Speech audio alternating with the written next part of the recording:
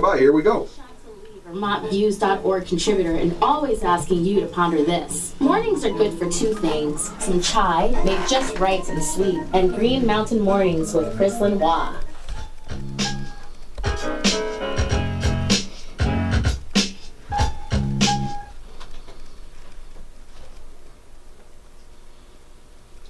.54 degrees outside at 22 minutes before the 8 o'clock hour. Chris Lenoir back with you on the Green Mountain Mornings program. I know a lot of people out there in the community look forward to the Thursday edition of this program, specifically for This Week in Brattleboro History, the segment that's put together each and every week by the students in Joe Rivers' middle school class at the Brattleboro area middle school, social studies class at the Brattleboro area middle school. And Joe actually sent me an email about a week and a half ago suggesting maybe we'd like to meet and talk with some of the students who put that together. So we're here in the studio today with Joe Rivers of Brattleboro area middle school. Good to see you, sir. Thanks for coming in. Thanks for having us, Chris. And then I'll just go from my left to the right here. We have Ada, Chloe, and Aiden. Good morning to you all. Thanks for coming in. Good morning. And we've already confirmed that you're allowed to be here. We're not getting anybody in trouble but by being in here, which is good to know. Ada, why don't you lean a little into that mic there and talk a little about what you do specifically on these This Week in Brattleboro History segments. I just do the acknowledgments and sort of narrate some of the script, I guess, and it's pretty fun. And afterwards, though our listeners don't hear it, we like to sort of giggle a bit. Yes, well, that has made it a few times on there for sure. I know. which is always a lot of fun to show that you all are having fun. And as you said that you do the acknowledgments, I totally recognized your voice in my ears now that you're on the mic. That's one of the things that you do. Chloe, how about you? Talk a little about the things that you do on these segments each and every week.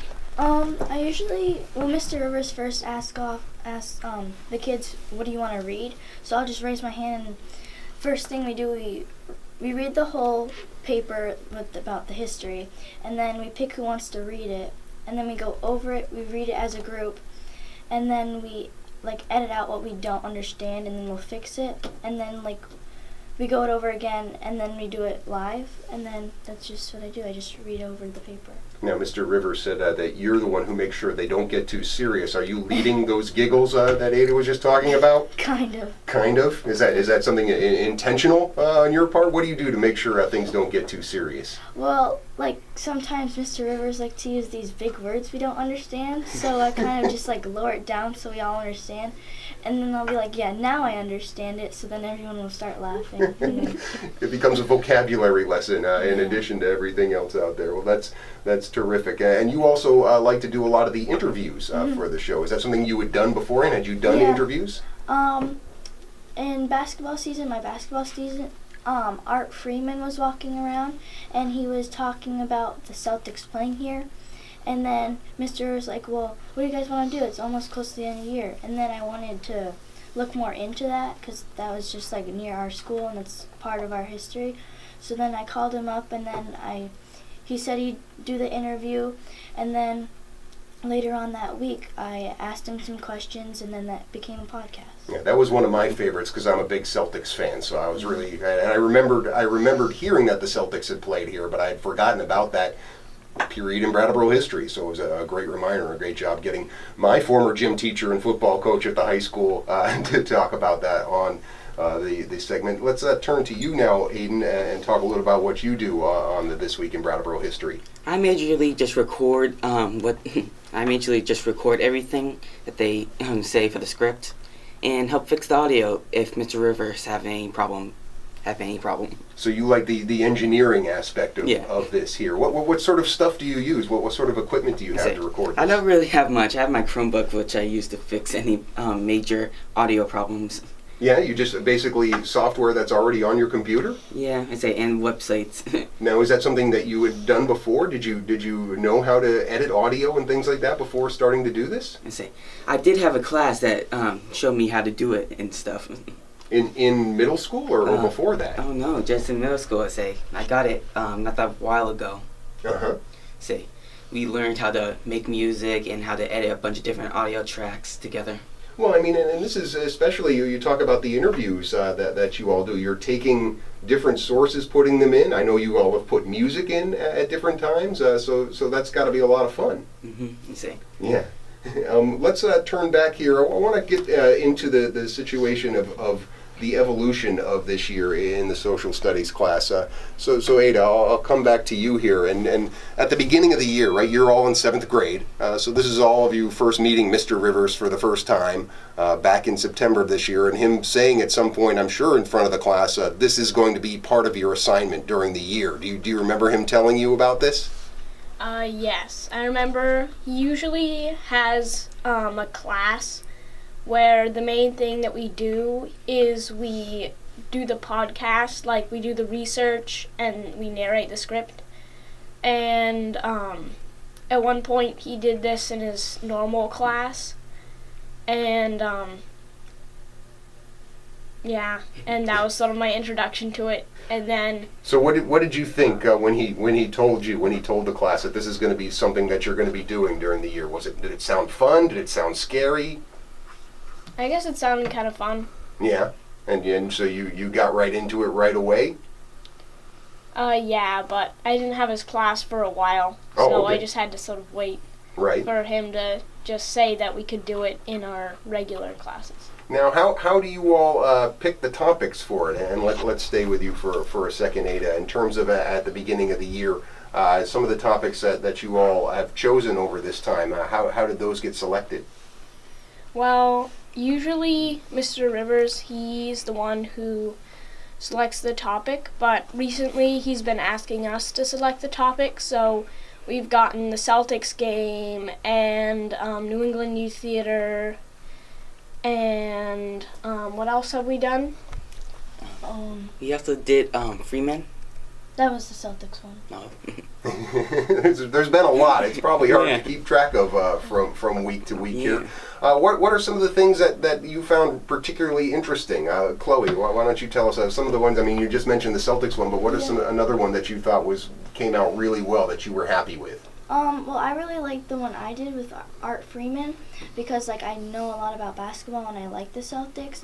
But then I also liked the New England Youth Theater because I didn't really know much about it.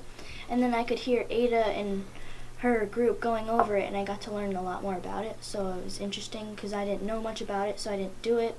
So then, like, if you don't know a topic, other people can research it for you, and then they can make it more interesting for you, and, like, you know more about it. How about you, Aiden? What was one of your favorites that you did this year? I think it would have to be the.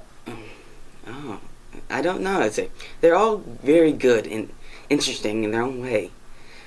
So yeah, you don't even want to pick. You Say you they're like the all whole good. thing. You had fun doing it. You all had fun doing it. Mm-hmm. Now, Mr. Rivers, you said that now you've kind of expanded this. Obviously, there's this audio component of this, but you're trying to get the students doing more things out there beyond just the classroom to get out stuff about local history, including on social media. Right. We're trying to go more towards where people are Right. as a historical society. And so we know that folks listen to the radio. We know that they have access to the internet. And one of the pieces that they have is a lot of people are on Facebook. And so our kids have started to scan photos in, and we've been more active on Facebook with the Historical Society in the last few months.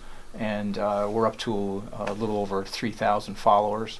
And so we're feeling pretty good about that we've been able to expand the story of our history with folks in a way that they can interact with it and have it become a part of their day-to-day thought process. Yeah, well, I've seen you take them on. Actually, one time I was coming back home from the station and I saw you with a group of students on Bird Street, walking down Bird Street, and then the next segment was about the SD Organ Company, and I said, I know where Joe Rivers was taking his students that day. Do you guys remember that? I think that was in the fall this year. Do you all remember that trip? I think So so. is it fun to get out of the classroom, Ada?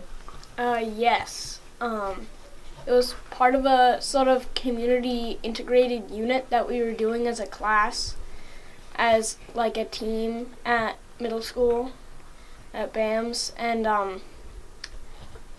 we went to a lot of different places, like the fire station and obviously the SD Organ Company, and I think that we learned a lot more about the town that we can say in the podcast. Yeah, and certainly they've been great for a lot of people out there to either remind them about things in history, or especially when you go way, way back in history and start at, like the one that was run today about the 1800s. It's pretty cool to hear some of the stuff that happened back then and how it applies to a lot of things happening today. We're just about out of time here, but I want to ask each of you, like, just maybe something you've learned about the town of Brattleboro from doing this. So again, we'll start with you, Ada. What are some of the things or one thing that you've learned about Brattleboro that you said, I didn't know that. That's pretty neat.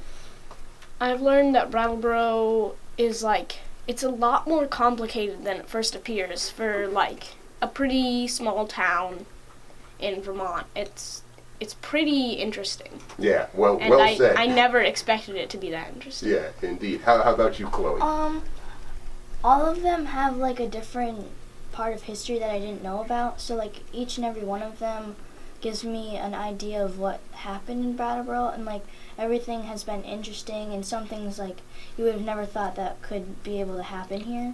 So I thought it was really. I thought every single podcast we did taught me something about it. Terrific. And Aiden, how about you? See, I didn't know that many places were burned down and rebuilt. Like Pine Heights used to be a mansion and Cosby Block.